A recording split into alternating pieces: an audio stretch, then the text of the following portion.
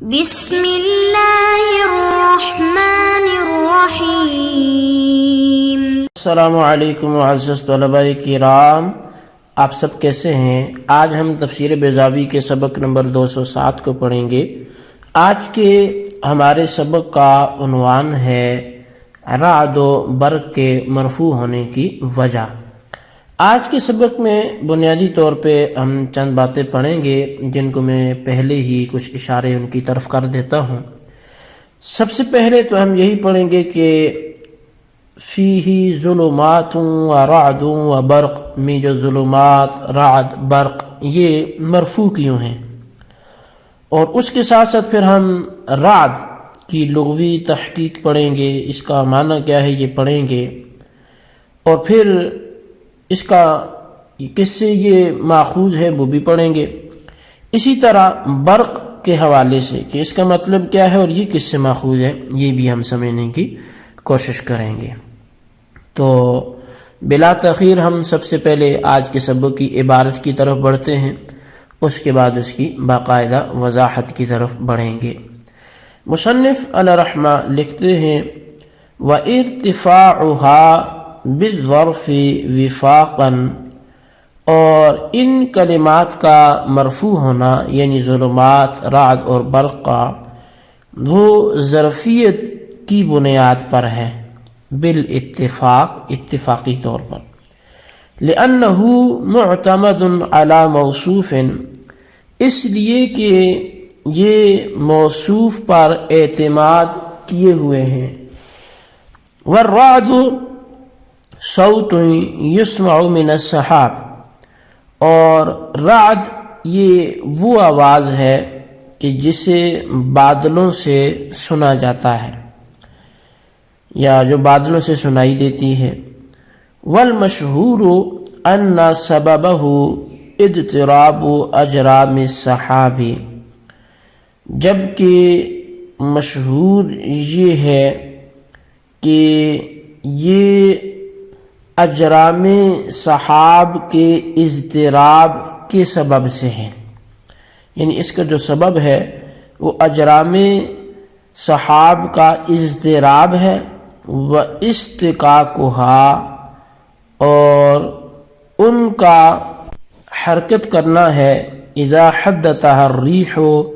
جب ہوا ان کو چلائے۔ اجرام سحاب یعنی کہ جرم کی جمع اجرام ہے، تو بادلوں کے جو اجسام ہیں۔ من الارتعاد، اور رعد یہ ارتعاد سے مشتق ہے، اس سے ماخوذ ہے۔ والبرق ما یلمع من السحاب من برق الشیء بریقا، اور برق کا مطلب یہ ہے کہ جو بادلوں سے چمک پیدا ہو اسے برق بولتے ہیں، اور یہ برق الشیء بریقا کسی شے کا روشن ہو جانا، چمک جانا،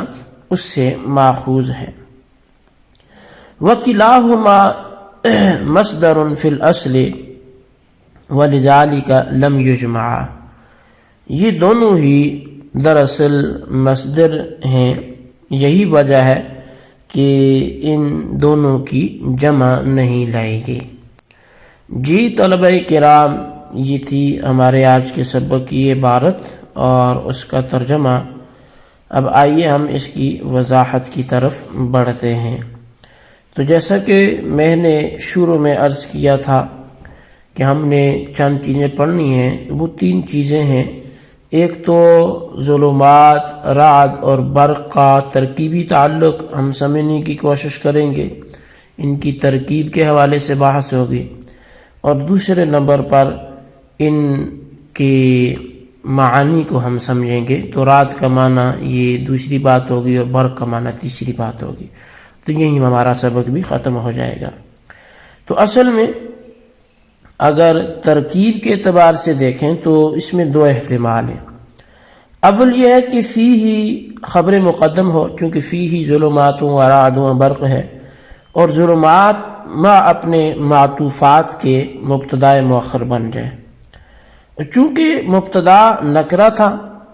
اس لیے خبر کو مقدم کر دیا گیا تاکہ تقدیم خبر سے کچھ تخصیص پیدا ہو جائے، اور نکرہ کا مبتدا واقع ہونا بھی صحیح ہو جائے، کیونکہ نکرہ ویسے تو مبتدا بنتا نہیں، تو جب یہ تخصیص ہو جائے گی تو وہ مخصصہ ہو کر مبتدا بن جائے گا۔ اور پھر یہ کہ فی ہی کائنتن سے متعلق ہو، یہ دوسری ترکیب ہے، اور ظلمات میں اپنے معطوفات اس کا فاعل بن جائے، سیغہ صفت اپنے متعلق اور فاعل سے مل کر پھر صفت بن جائے سیب کی۔ اب قاضی صاحب نے اس دوسری ترکیب کی جانب اشارہ کیا اور اس کو اتفاقی اس لیے کہا کہ اس سے ملتی جلتی دوسری صورت جو امام اخفش اور سیبویہ کے درمیان اختلافی ہے، تو یہ والی جو صورت ہے یہ متفق علیہ اس لیے ہے کہ ظرف اپنے ما قبل جو سیب ہے اس پر اعتماد رکھتا ہے، یعنی اس کی صفت واقع ہے، پس سیبویہ کے نزدیک ظرف کے عمل کرنے کے لیے جو اعتماد کی شرط تھی وہ تو پائی گئی، اور اخفش کے نزدیک تو کوئی شرط ہی نہیں، تو بلا شرط ظرف جو ہے وہ عامل ہوتا ہے، تو اس لیے یہاں پر پھر یہ بات بالاتفاق ہوگی، اور فی ہی بالاتفاق یہ ظلمات میں عامل ہوگا، برخلاف لہو مالن کے، کہ لہو مالن میں سیبویہ کے نزدیک عامل نہیں ہے کیونکہ ما قبل پر اعتماد نہیں رکھتا۔ سیبویہ کے نزدیک اس کی ترکیب پھر یوں ہوگی کہ لہو خبر مقدم ہوگی اور مالن مبتدائے مؤخر، البتہ اخفش کے نزدیک مالن لہو کا وہ فاعل ہو جائے گا۔ اچھا، یہ تھا ترکیبی اعتبار سے ہمارا کلام، جو ایک اتفاقی ترکیب بھی آپ کو بتائی اور دوسری اختلافی، لیکن یہاں پر اتفاق والی کو ترجیح دی گئی اور اسی کو اپنایا گیا ہے۔ دوسری جو ہماری بات تھی کہ رعدن کی حقیقت کیا ہے، تو رعدن کی حقیقت وہ ہے کہ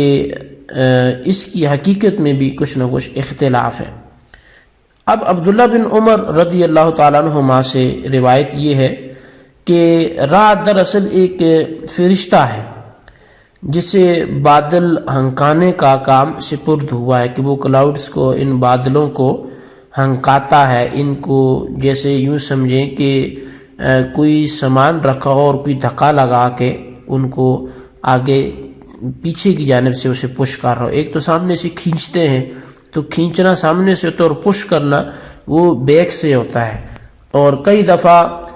پش کرنے کی ضرورت بھی نہیں پڑتی، اب آواز سے بھی اگلی چیز جو ہے وہ سمجھ جاتی ہے۔ مثال کے طور پہ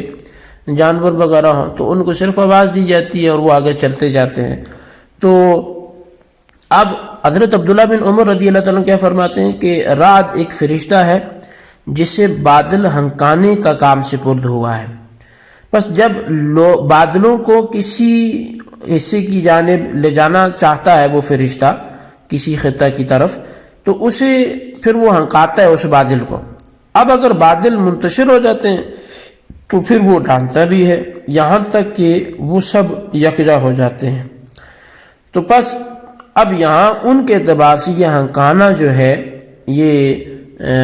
وہ فعل ہے اس فرشتے کو، اور اس فرشتے کا نام رعد ہے۔ اب مجاہد فرماتے ہیں کہ رعد کا اطلاق ملک اور اس کی صورت ہر دو کے لیے ہوتا ہے۔